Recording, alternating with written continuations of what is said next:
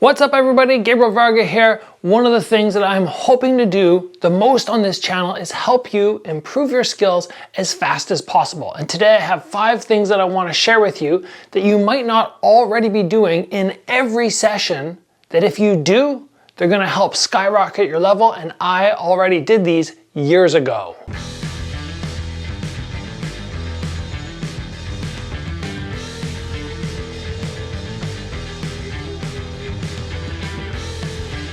So you're wanting to get better.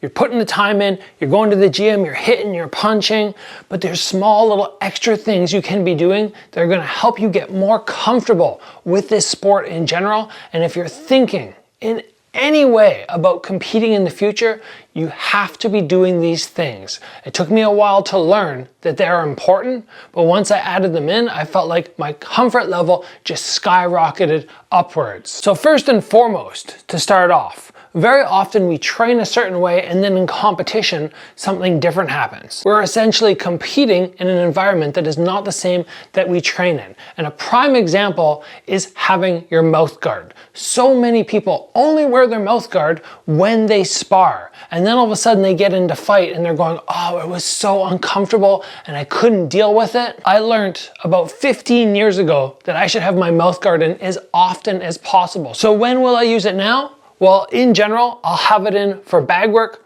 for shadow boxing, obviously for drilling, and for sparring. Sometimes I'll even have it in for pads. You want to get really used to how you're going to breathe, how it might affect you, and of course, you want to have a custom mouth guard. I have a link down below where you can pick up a mouth guard that will be sent directly to you. You're going to take a molding of it, you're going to send it back to them, and then they will send you this mouth guard that just cinches right in. This in itself will make a massive difference on how comfortable you feel with your ability to breathe.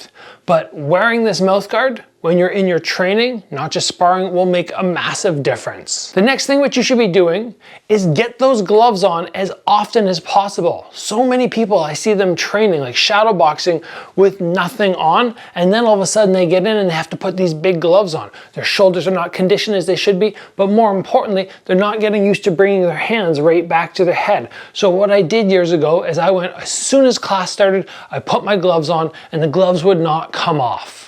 And bit by bit, I got more and more comfortable to the point now where I go, oh, gloves on, feels super easy, super natural, my shoulders don't burn out. So occasionally I will do some shadow boxing without gloves, but if it was somebody new out there, I would say gloves on all the time. And sometimes I would even shadow box with 16-ounce gloves and train in 16-ounce gloves just so that shoulder conditioning skyrocketed upwards.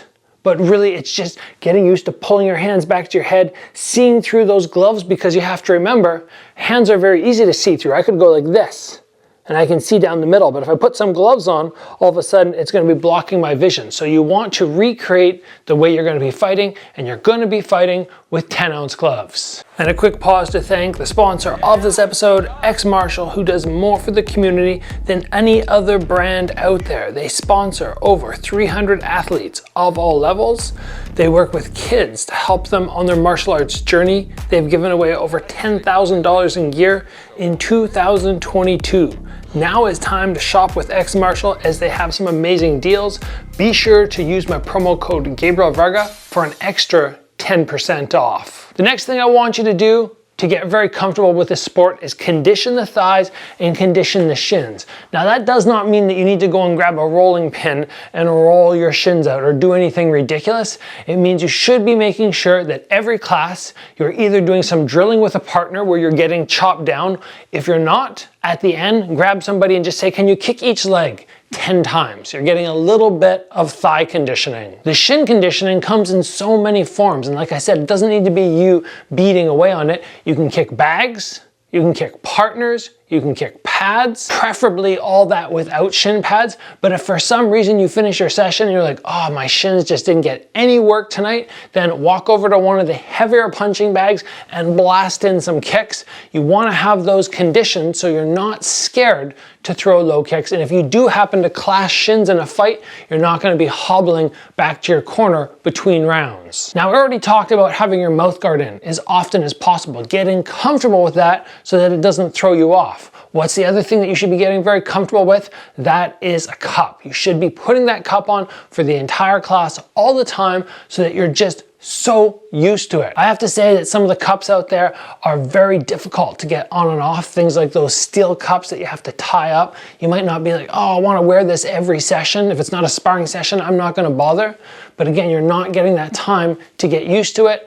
I love the diamond cup. Again, I have a link down below that will save you 10%. You can just slide this one on. It's got compression shorts. So easy to get on and off. And it's the one cup I've used in my whole life that when you do get hit, you don't end up on the floor. The steel cups, all the other plastic ones, they still put you down, you're still hurt. The diamond one saves you so much. And wearing it as often as possible is gonna help you develop that ability to just put it on and not feel like you're, I'm just in that uncomfortable zone and I can't perform as high as possible because my mind occasionally is elsewhere. And the last thing that I would be wanting you to do to develop a lot of comfort and confidence in your abilities to stand and compete is to work those abs. Again, we don't need to go down and do 300 sit-ups every session, but you want to make sure the abs are getting some sort of conditioning every time you train. So if you're doing drills back and forth with partners and you're taking body shots, that's great. That's enough. But if you're not getting that, make sure at the end you have somebody hitting you in the stomach, or you go over and you do your 100 sit-ups. Once your abs are really strong and you know you can take impact, and your legs are strong, and you know you can take kicks, then you only have to worry about your head. And when you only have to worry about your head, as long as your defense is on point, you're gonna be solid. So making sure those abs, those stomach muscles are very strong is gonna help you be much more comfortable when competing in this sport. And that's it, everybody. If you take those 5 tips, you utilize them, you put them into your training every single day, you're gonna become more comfortable. And then you just have to worry about, developing my striking technique. That is very hard, but it's harder when you have other things that are in the back of your senses, let's say, that are kind of bugging you. Oh, this is bugging me. Oh, this mouth guard doesn't allow me to breathe. Oh, every time I get hit to the body, it hurts. So I'm gonna put my arms down. Get these things down and your skill level will be able to just skyrocket because you'll be focused on the important things. So that's all. Thanks for joining me today, guys. As always, train hard. I'll see you back here soon for another video.